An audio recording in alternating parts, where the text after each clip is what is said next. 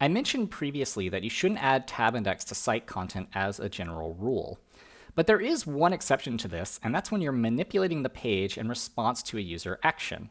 A scenario might be that a user goes and clicks on one of these menu items, and the page then does an animated scroll down to that particular section.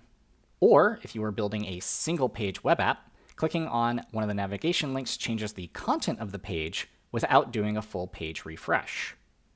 In either of these situations, you'll want to pick an appropriate header, give it a tab index of -1 so it doesn't appear in the natural tab order, and call its focus method after the user has taken their action.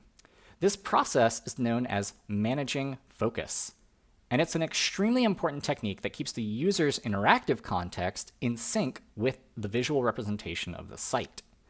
Let's go through that single page app scenario I just discussed, and I'll highlight what happens when we don't manage focus, and then demonstrate how the experience can be improved when we do manage focus.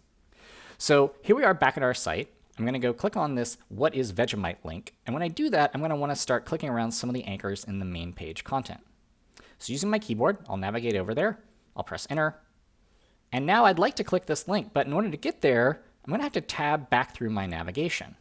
Now, there's only a few navigation items here, so it's not the biggest deal in the whole world, but you can imagine on a complex site with a lot of navigation going on in the header, that could be a lot of work to get through all of that.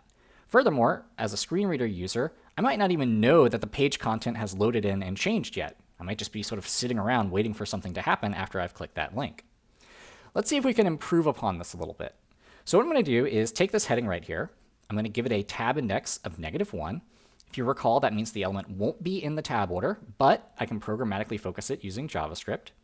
Now I can listen for my anchor clicks, I can tell the page content to update, and lastly, I can call the focus method of that header.